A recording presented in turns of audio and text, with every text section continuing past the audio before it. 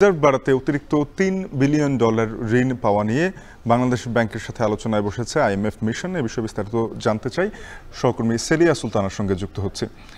সেলিয়া, জানাবেন যে 2026 সাল পর্যন্ত তো $4.7 বিলিয়ন ঋণ রয়েছে, বাংলাদেশের কয়েক কিস্তি এখনো পাওয়ার কথা। এর পাশাপাশি নতুন যেই $3 বিলিয়ন অতিরিক্ত ঋণ সহায়তা চাওয়া হচ্ছে, সেগুলো কি একবারে পাওয়া যাবে নাকি এটিও কিস্তি আকারে আসতে পারে? মূলত আগে যে ঋণটি আমাদের ছিল, চলমান ঋণ বলতে হয়, সেই ঋণের সাথেই কিন্তু আরও $3 বিলিয়ন ঋণ অতিরিক্ত আসলে বাংলাদেশ এই মুহূর্তে চাইছে। সে বিষয়ে কিন্তু এই আইএমএফ যে প্রতিনিধি দল, মিশন প্রধান ক্রিস পাপাজর্জিওর নেতৃত্বে যারা এসছেন, তারা কিন্তু সকাল থেকে এরই মধ্যে বাংলাদেশ ব্যাংকের দুটো বিভাগের সাথে, খুবই গুরুত্বপূর্ণ বিভাগ ব্যালেন্স অফ পেমেন্ট এবং মনিটরি পলিসি, এই দুটো বিভাগের সাথে কিন্তু তারা আলোচনায় বসেছেন। তাদের প্রায় আলোচনা দ্বিতীয়টিতে শেষ এবং পরবর্তীতে কিন্তু তারা ডোমেস্টিক লিকুইডিটি ডিপার্টমেন্টের সাথে তারা বসবেন।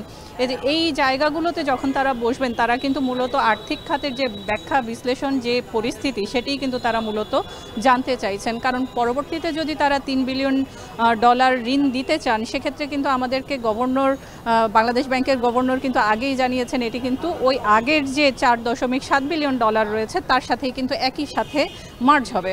এবং সেই মার্জের ক্ষেত্রে আপনাদেরকে যদি জানাতে চাই যে গত যে চলমান যে কিস্তিগুলো চলছে, 3 কিস্তিতে কিন্তু $2.31 বিলিয়ন পর্যন্ত বাংলাদেশ পেয়েছে।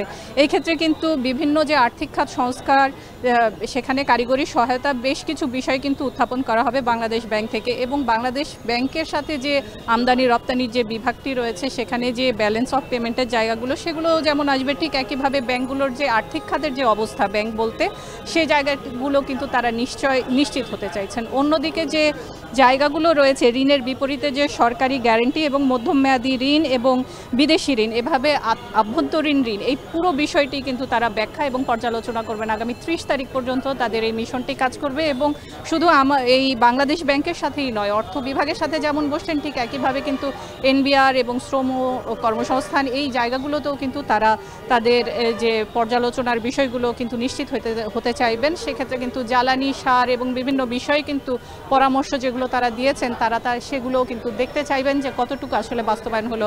এই ছিল মূলত আমার কাছে আজকে আইএমএফের যে প্রতিনিধি দলের যে সফর শুরু হলো, বৈঠকগুলো শুরু হলো বিভিন্ন পর্যায়ের, তার সর্বশেষ। সহকর্মী সেলিয়া সুলতানা যুক্ত হয়েছিলেন বাংলাদেশ ব্যাংক থেকে।